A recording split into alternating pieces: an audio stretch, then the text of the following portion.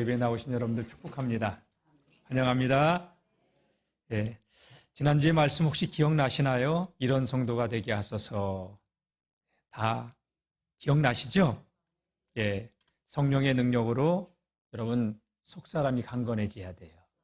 예, 여러분 우리가 육체적으로도 몸이 건강해야 되겠지만 심령, 마음도 영적으로도 건강해야 믿음 생활하면서 실족할 일 많아요. 근데 그걸 뛰어넘을 수 있고 주님 앞으로 더 가까이 나아가게 될 줄로 믿습니다. 그 다음에 여러분 말씀 우리가 봤지만 우리가 속사람이 이렇게 강건해질 뿐만이 아니라 믿음으로 예수님께서 저와 여러분들의 마음속에 항상 주로 계시도록. 여러분 우리의 죄는 다른 게 죄가 아니라고 그랬죠. 뭐 윤리 도덕적인 문제가 아니에요. 내가 왕이 되려고 하는 거. 이게 반역이라고 했잖아요. 역모라고 했잖아요. 여러분 항상 예수님의 주인 되심을 인정하며 살아갈 수 있기를 축복합니다. 그리고 지식에 넘치는 그리스도의 사랑을 알아. 그렇죠? 예, 지식에 넘치는 그리스도의 사랑. 그 넓이, 하나님의 측량할 수 없는 풍성함.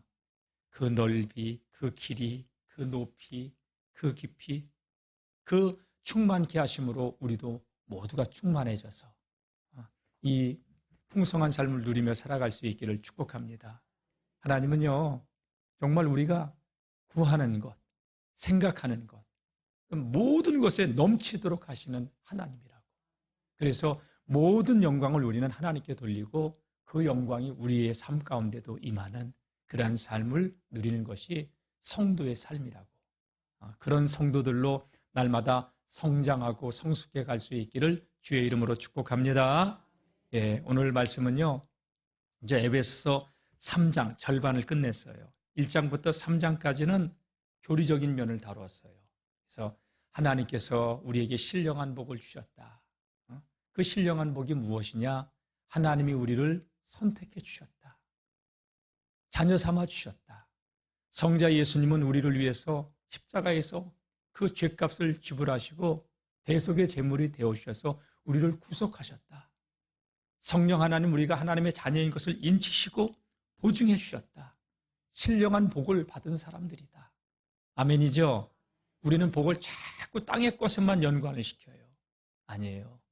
신령한 복을, 어마어마한 하늘의 복을 받았으니까 이 하늘의 복을 이 땅에서 누리는 삶이, 그래서 영혼이 먼저 잘 돼야 되고 강건해야 되고 범사도 잘 되어지고. 그래서 첫 번째 단추가 뭐냐? 제가 와이셔츠를 이렇게 입고 있잖아요. 단추를 처음에 잘못 끼면 계속 잘못 끼는 거예요. 그래서 성도들의 삶은 먼저 영혼이 잘 돼야 돼요. 신령한 복을 깨닫고, 오늘 지난 시간에 우리가 말씀을 살펴봤지만 하나님은 우리가 생각하는 것이나 구하는 것에 능히 넘치도록 해주실 분이시라고. 그러니까 여러분, 기도의 삶을 통해서 누림의 삶을 누리며 살아갈 수 있기를 주의 이름으로 축복합니다. 그래서 에베소 2장 말씀 우리가 봤지만 우리는 과거에 어떤 삶을 살았어요? 과거에는 여러분 허물과 죄로 죽어있던 삶을 살았어요. 하나님과 원수된 삶, 진노를 머리 위에 쌓아놓고 공중의 권세 잡은 자 누구죠? 원수마귀잖아요. 원수마귀를 쫓아 망할 수밖에 없는 그 길을 걸어가며 본질상 진노의 자녀였다. 그런데 그리스도의 사랑이 우리를 강권하셔서 허물과 죄로 죽었던 우리를 살리셨고 믿음으로 말미암아 우리가 구원을 받게 되었다고.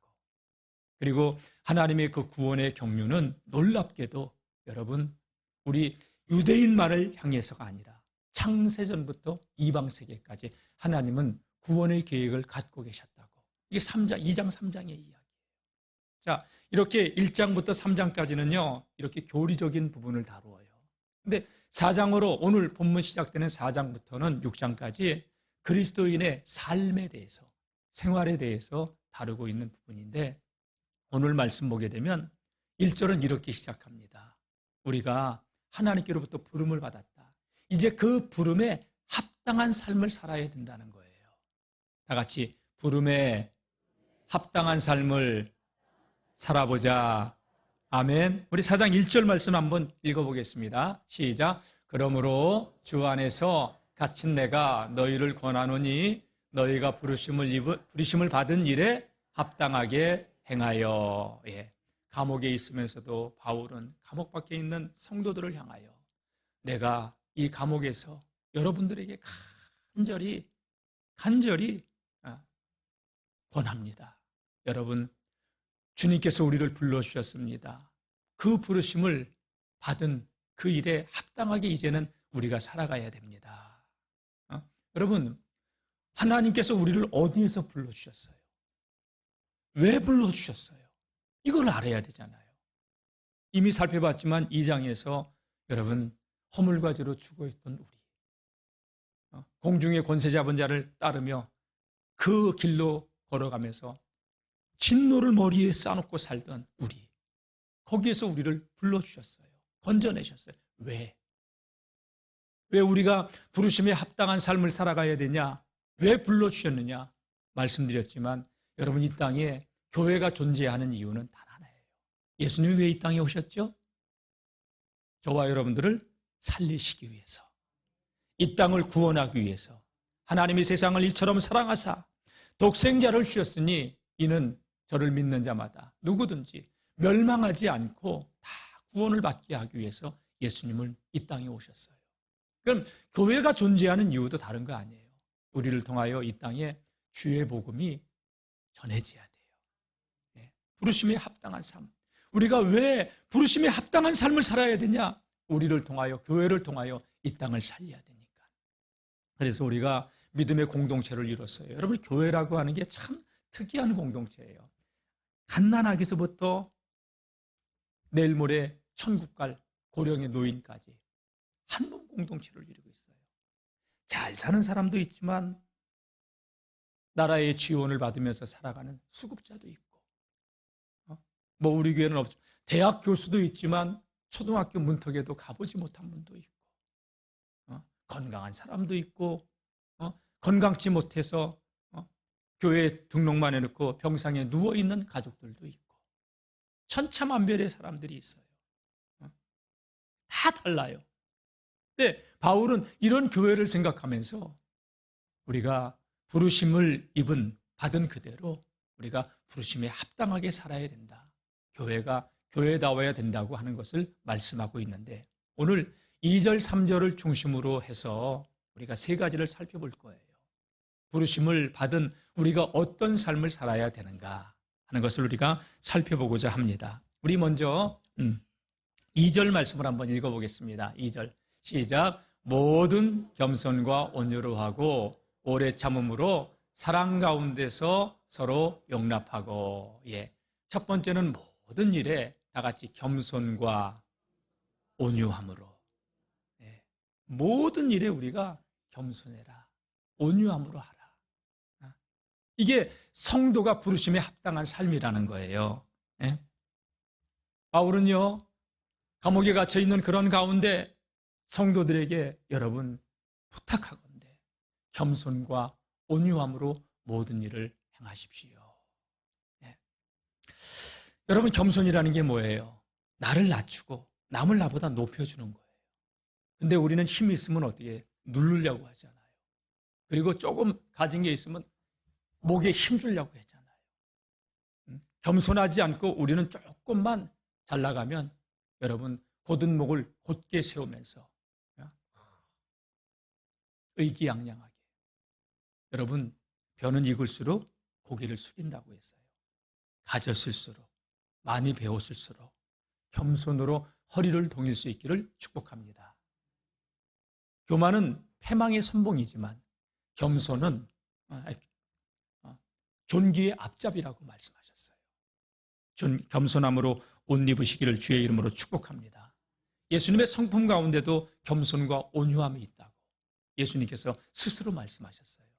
마태복음 11장 말씀 보게 되면 이 세상에 수고하고 무거운 인생의 짐을 지고 살아가는 우리들 초청하시잖아요. 뭐 질병의 문제, 가정의 문제, 또 경제적인 문제, 사랑과의 문제, 크고 작은 뭐 인생의 문제들, 그 죄의 문제를 안고 살아가는 우리들을 예수님이 초청하시는데 수고하고 무거운 짐진 자들아 다 내게로 오라. 내가 너희를 편히 쉬게 하리라. 오늘 여러분 이 아침에 인생의 무거운 짐을 지고 교회에 오신 분이 있다면 돌아갈 때는 여러분 그 짐을 주님께 맡기고 돌아가실 수 있기를 축복합니다. 올 때는 내려놓기 위해서 왔다고 했는데 갈 때는 다시 싹 싸들고 머리에다 이고 가지 마시고 그냥 주님께 맡기고 가세요. 수고하고 무거운 짐 자들아 다 내게로 오라. 내가 너희를 편히 쉬게 하리라. 여러분 내가 염려한다고 내가 걱정한다고 내가 끌어안고 있다고 그 문제 해결 안 돼요. 기도하세요. 기도하세요. 내가 문제를 끌어안고 있어 보니까 내가 해결할 수도 없는 그 문제를 내가 끌어안고 있어 보니까요. 내가 골병 들더라고요. 간이 다 망가지더라고요. 술, 담배로 간이 망가지지 않더라고요. 주님은요. 나는 그걸 몰랐어요. 주님께 맡긴다는 걸. 내가 다 끌어안고 세상 근심 염려 내가 다 끌어안고 살아가니 그냥 한숨이 푹푹 나오고 몸 스트레스 받고 간은 망가지고 주님은 우리를 초청했을 때 수고하고 무거운 짐진 자들아 다 내게로 오라. 내가 너희를 편히 쉬게 하리라. 맡기시고 가시길 바랍니다. 그러면서 예수님께서 당신에 대해서 이렇게 말씀하십니다. 나는 온유하고 겸손하니 내게 와서 나의 멍에를 메고 내게 배우라. 그리하면 쉼을 얻으리니 마음의 쉼, 영혼의 쉼을 얻게 된다는 거예요. 주님께 나와서 인생의 짐을 내어 맡기고 주님이 주시는 쉼을 얻고 돌아가시는 이 아침이 될 수 있기를 축복합니다. 예. 주님께서 그래서 겸손하신 중에 나는 온유하고 겸손하다. 이 말씀을 하신 거예요. 겸손은 남을 나보다 낮게 여기는 거예요. 그리고 나는 낮추는 거예요. 여러분 성가곡 가운데 이 시를 잘 알 거예요. 주여 나를 평화의 도구로 써주소서. 미움이 있는 곳에 사랑을, 슬픔이 있는 곳에 기쁨을, 어둠이 있는 곳에 광명을 하면서 주여 나를 평화의 도구로 써주소서. 들어보셨죠? 성프란치스코가 쓴 시죠. 중세의 성자인데 이 사람이 굉장히 잘 살았어요. 부유한 사람이었어요. 근데 자기의 전 재산을 가난한 자들에게 나눠주고 수도사가 됐어요. 하나님의 은혜를 경험하고 나서 그러면서 늘 자신을 낮추니까 어느 날 제자 하나가 와가지고 선생님, 선생님은 왜 자꾸 자기는 죄인이라고 제일 악하다고 선생님이 제일 악하다고 말하면 우리는 어떻게 살란 말입니까? 내가 세상에 눈을 들어 바라보니까 악한 사람이 수두룩해요. 선생님은 너무 훌륭하신 분이에요. 그랬더니 프란시스코가 이렇게 대답합니다. 자네가 나를 잘 몰라서 그래. 나는 하나님께 너무 큰 은혜를 받았어. 그 하나님께서 내게 베풀어 주신 그 은혜를 자네가 악하다고 하는 그 사람들에게 똑같이 부어주셨다면 그 사람들은 나보다 몇 배, 몇십 배, 몇백 배 훌륭한 사람들이 되었을 거야.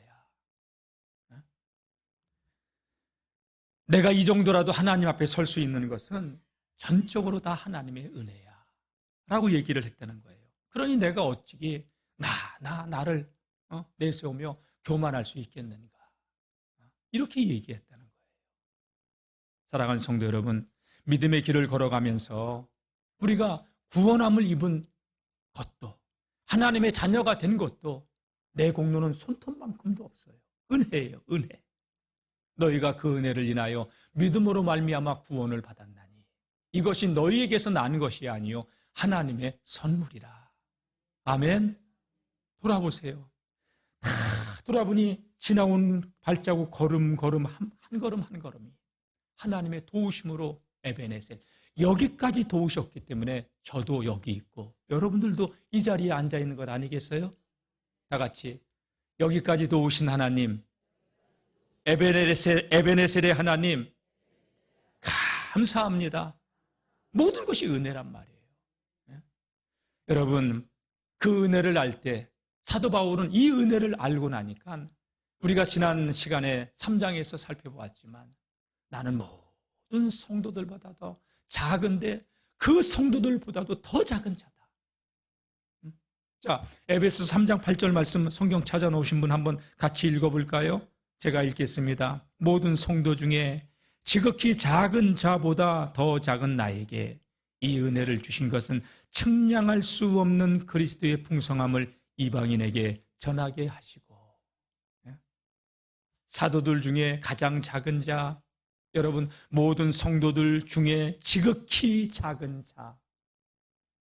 디모데후서 1장 5절 15절 말씀 보게 되면요, 뭐라고 했냐? 나는 죄인 중에 괴수였다. 그렇게까지 얘기하잖아요. 여러분, 이 은혜를 알고 감사하고 또 감사할 수 있기를 축복합니다. 그러면 우리가 겸손으로 예수님을 본받고 닮아가게 되는 줄로 믿습니다. 그래서 첫 번째 우리가 그리스도를 닮아가는 삶, 주 안에서 부르심을 입은 그 합당한 삶은 다른 것이 아니라 겸손과 온유. 겸손을 받는데 온유함. 이 온유함이라고 하는 것은요, 부드러움을 말하는 것이죠. 자신의 힘을 통제할 수 있는 부드러움이에요. 이거는 비굴하게 굴복하는 게 아니라 내 자신을 통제할 수 있는 능력. 화가 나지만 참고 또 베풀어주고. 여러분, 우리의 육의 본성은요, 하나님의 은혜를 거두어 가잖아요. 그럼 놀랍게도 육의 본성이 꾹꾹 치고 올라와요. 그래서 육의 본성이 우리를 지배하는 사람이 아니라 하나님의 은혜가 지배하는 그러한 사람들이 되어야 될 줄로 믿습니다. 저도 기질이 있어요. 나는 하나님의 은혜를 거둬가면 그 기질이 뚝뚝 치고 올라올 건 난 알아요. 그래서 나는 오늘 이 순간에도 날마다 나는 주의 은혜가 필요한 자예요. 그래서 나는 새벽마다 주님께 살려달라고, 붙들어달라고, 함께 달라고 내가 부르짖으면서 하나님께 매달리는 거예요. 주님 오시는 그날까지, 주님께서 우리를 부르시는 그날까지 주님께 붙들려서 빚어질 수 있기를 주의 이름으로 축복합니다.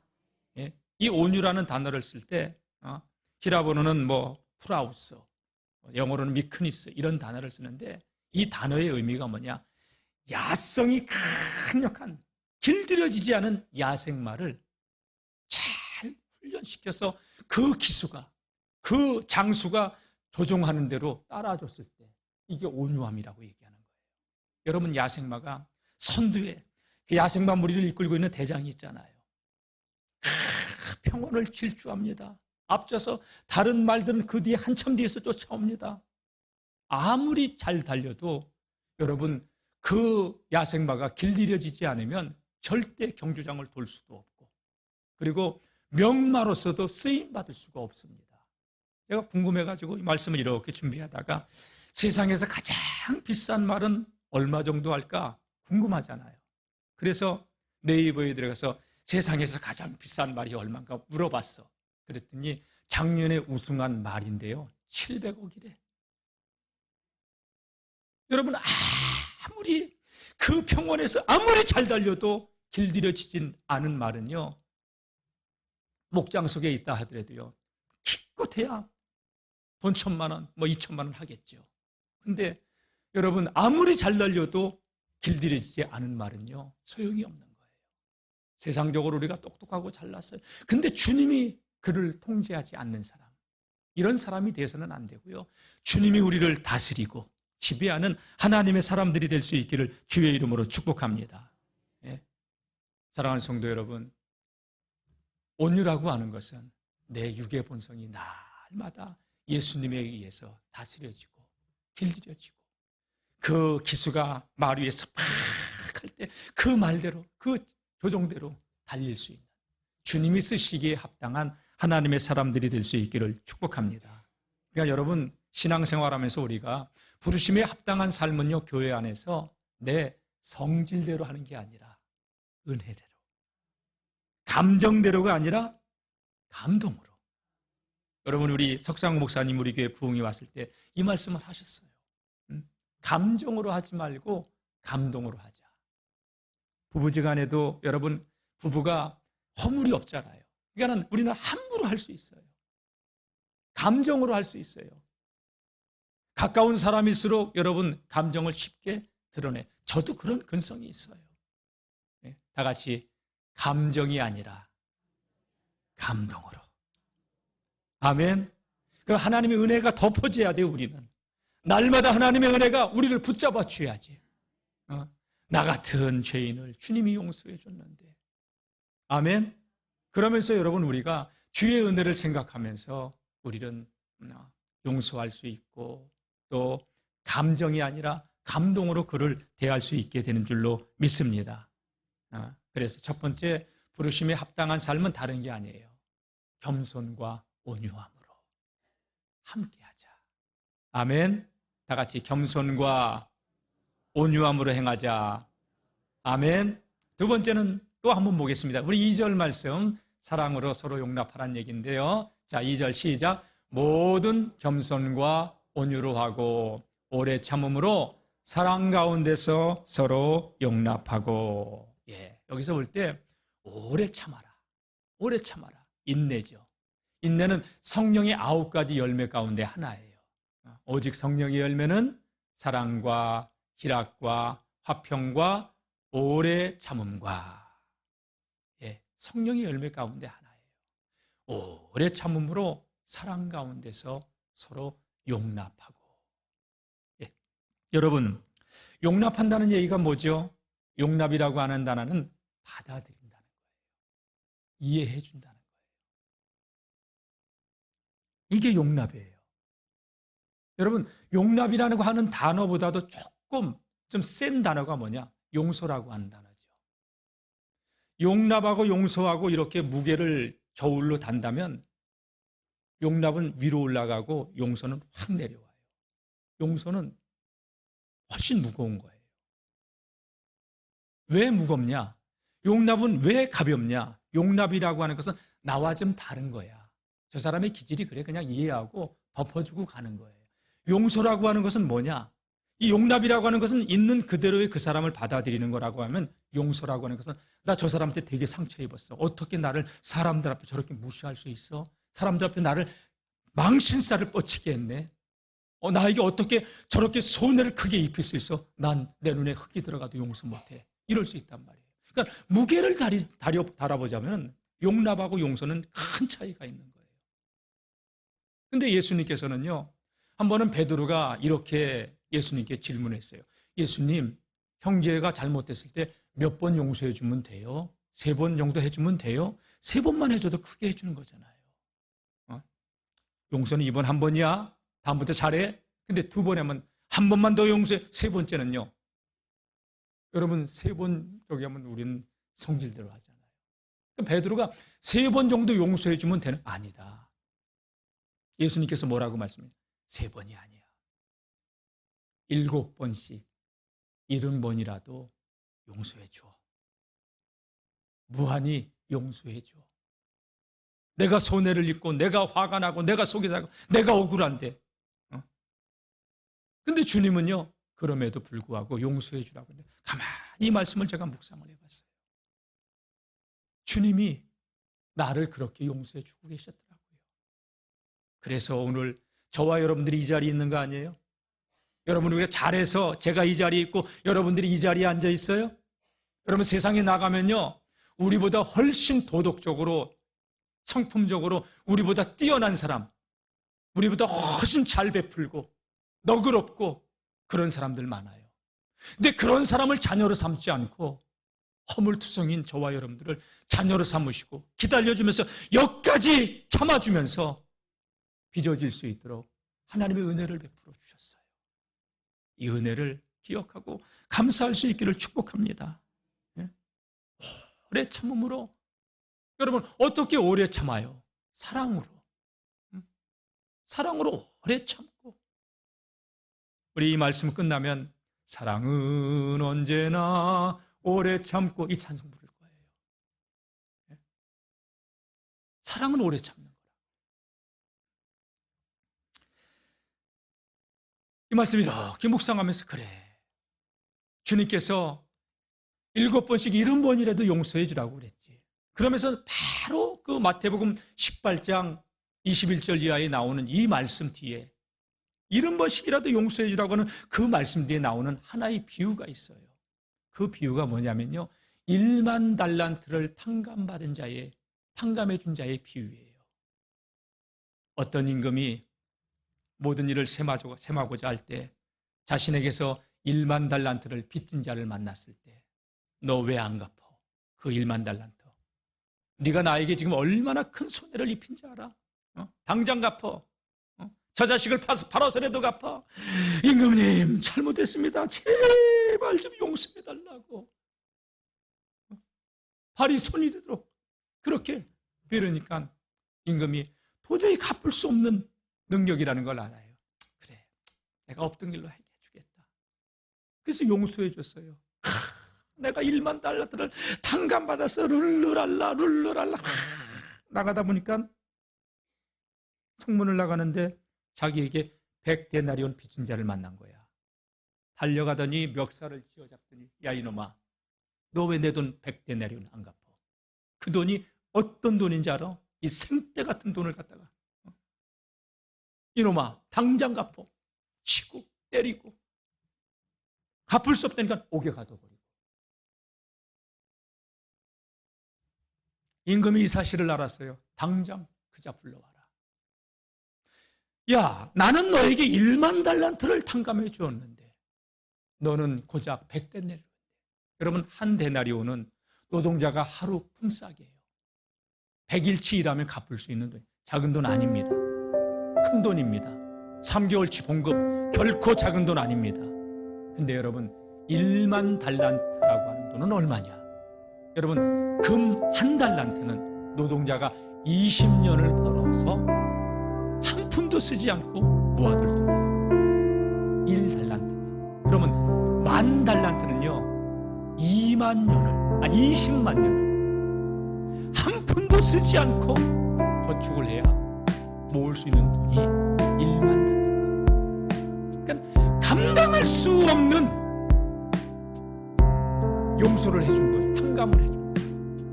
여러분, 이게 뭔지 알아요? 우리의 죄값입니다.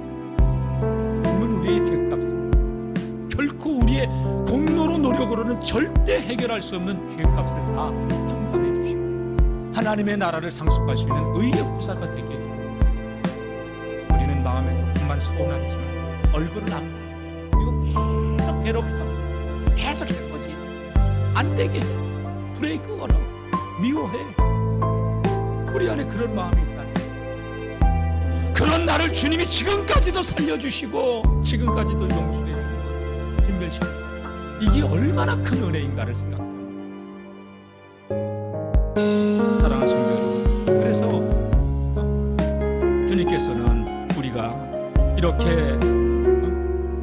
오래 인내하면서 참음으로 사랑 가운데서 서로 용납하라는 거예요. 용서해 주라는 거예요. 예수님께서도 제자들에게 말씀하시면서 왜 성도가, 공동체가, 교회가 서로 용납하고 사랑해야 돼? 내가 너희를 사랑한 것 같이 너희도 서로 사랑하라. 너희가 서로 사랑해야 그 사랑 가운데 용납이 들어있잖아요. 용서가 들어가 있잖아요. 너희가 서로 사랑하여 다 같이 세상이 너희가 내 제자인 줄 알리라. 아, 역시 예수 믿는 사람들은 저런 사람들이네. 저도 사실은 잘 안 되져요. 그래서 주님 앞에 살려달라고, 이 은혜 부어달라고 매달리는 거예요. 사랑하는 성도 여러분, 그래서 이 서로 사랑이라고 하는 이 계명이, 주님은요, 이 성경을 보게 되면 큰 두 계명이 있어요. 두 계명. 그 두 계명이 뭐냐? 하나님 사랑과 이웃 사랑이에요. 마음과 목숨과 힘을 다하여 주 너의 하나님을 사랑하라. 이게 크고 첫째 되는 계명이고, 두 번째 계명이 뭐냐? 내 이웃을 내 몸처럼 사랑하라는 거예요. 내 몸처럼. 그러면서 주님께서 서로 사랑이라고 하는 이 계명을 주면서 세 번째 계명을, 새로운 계명을 주신 거예요. 자, 요한복음 13장 34절 35절 한번 읽어보겠습니다. 시작. 새 계명을 너희에게 주노니 서로 사랑하라. 내가 너희를 사랑한 것 같이 너희도 서로 사랑하라. 너희가 서로 사랑하면 이로써 모든 사람이 너희가 내 제자인 줄 알리라. 아니, 목사님, 혼자 교회 다니면 편하고 좋아요. 아니에요. 우리는 주님의 몸을 이루는 지체예요. 주님은 우리가 공동체를 이루어 합력하여 선을 이루면서 이 땅에 죽어가는 영혼들을 구원하기를 원하셔요. 그래서 속회 모임이나 선교회 모임이나 뭐 이렇게 공동의 예배나 이런 거 소중하게 생각해야 돼요. 속회? 여러분, 교회 안에 작은 교회예요. 선교회? 교회 안에 작은 교회의 모임이에요, 이게. 그래서 우리가 제가 늘 얘기하잖아요. 동강 나가면요, 다 내가 봐도 날카로운 돌은 하나도 없어. 다 저 정선에서 또 굴러 내려와가지고 다 둥글게. 내 모난 부분이 여러분 성령 안에서 빚어지고 다듬어지고 주님이 쓰시기에 유용한 도구가 되는 줄로 믿습니다. 그래서 성령은 다 같이 성령은 하나 되게 하십니다. 성령이 하나 되게 하심을 힘써 지키는 거예요. 세 번째 우리 주제입니다. 한번 보겠습니다. 우리 3절 말씀 시작. 평안에 매는 줄로 성령이 하나 되게 하신 것을 힘써 지키라. 여러분 마음에 하나님이시는 평안이 있길 바랍니다. 평화가 깃들기를 축원합니다. 평강이 임하기를 축원합니다. 불안, 근심, 염려, 초조 다 떠나가고 주님이 함께 하심으로 세상이 빼앗아갈 수 없는 평화가 우리 마음속에 있기를. 그래서 그 평안에 매는 줄로 여러분 성령의 하나 되게 하심을 힘써 지키는 우리 믿음의 공동체가 될 수 있기를 축복합니다. 부활하신 예수님이 두려움에 떨고 있는 제자들에게 나타나셔서 제일 먼저 하신 말씀이 뭐예요? 숨을 내쉬며 너희에게 평강이 있을지어다. 하나님이 나와 함께 한다는 그 은혜가 고갈되면요 불안해져요. 여러분 은혜 없이 살잖아요. 짜증이 나요. 은혜 없는 삶은요 아무것도 아닌 것에 막 속이 뒤집어져요. 근데 하나님의 은혜가 우리 안에 깃들면은 평안이 우리의 삶 가운데서 흘러넘치게 되는 줄로 믿습니다. 그러면 좀 속상한 일이 있어도 그냥 웃음으로 넘길 수 있어요. 근데 평안이 없으면요 그게 화가 나는 거야. 분노가 치미는 거야. 용서가 안 되는 거야. 오늘 말씀 보게 되면 평안에 매는 줄로 성령이 하나 되게 하심을 힘써 지키라. 다 같이 성령은 하나 되게 하십니다. 그러나 마귀는요 분열, 이간을 시켜요. 마귀가 있는 곳에는 갈등과 분열, 분리가 일어나요.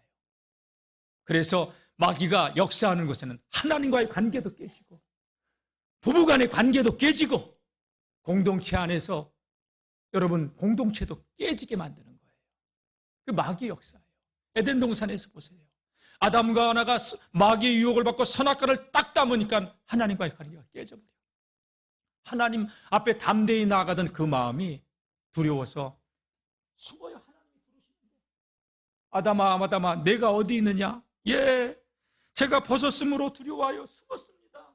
누가 너에게 벗었음을 고하였느냐? 아 하나님 왜 저 여자는 데리고 와다 나한테 붙여주셔가지고 저 여자가 깨어가지고 내가 선악과 따먹었어요. 여러분 아담이 잠들었을 때 그 하와를 아담에게 갈비뼈를 취해서 만들어가지고 오셨잖아요. 그때 뭐라고 했어요? 너무 좋아가지고 하와 이는 내 뼈 중에 뼈요 살 중에 살이라고 했잖아요. 그런데 죄가 들어오니까 하나님 왜 만들어줬어요? 왜 저 사람하고 결혼하게 했어요? 핑계대잖아요. 잘못했습니다. 아니에요. 여러분 범죄한 범죄자들이요 조사를 받을 때 법정에 섰을 때 나는 죄가 없다고 끝까지 고집피는 걸 봐요. 인간의 본성은 그런 거예요. 하나님과의 관계도 깨지고 공동체의 관계도 깨지고 가정의 부부 사이도 멀어지고 죄가 들어오면 교회도 멀어지고 마귀는 그래서 이간자예요.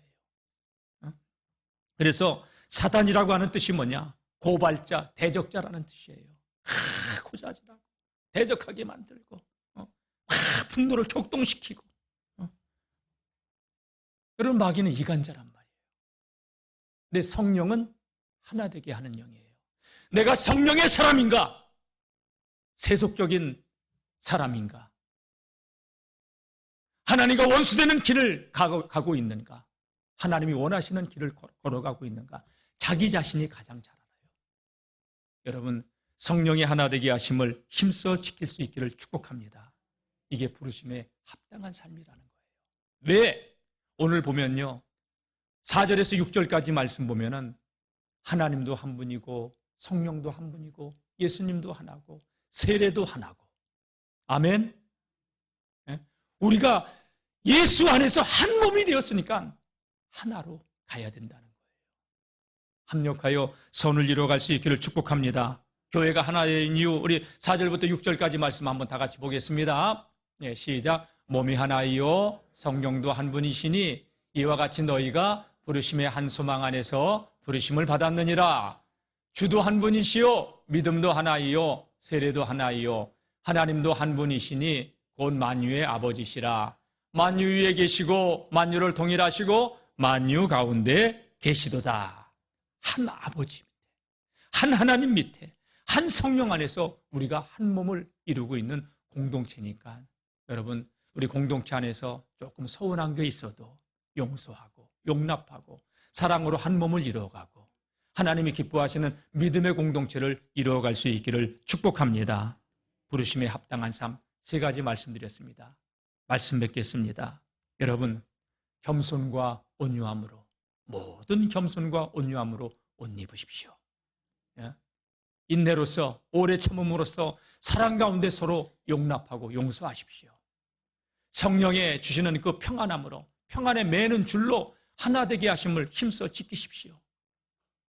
우리 이 말씀 생각하면서 하나님, 내가 성령의 하나 되게 하심을 이루지 못하며 하나님, 부르심에 합당한 삶을 살지 못했던 것이 있다면 회개하고 주님이 원하시는 그러한 사람으로 날마다 빚어지고 하나님의 나라를 세워갈 수 있는 거룩한 믿음의 사람이 되게 해달라고 우리 기도하는 시간을 갖도록 하겠습니다. 우리 찬송가 사랑은 언제나 오래 참고 찬양하겠습니다.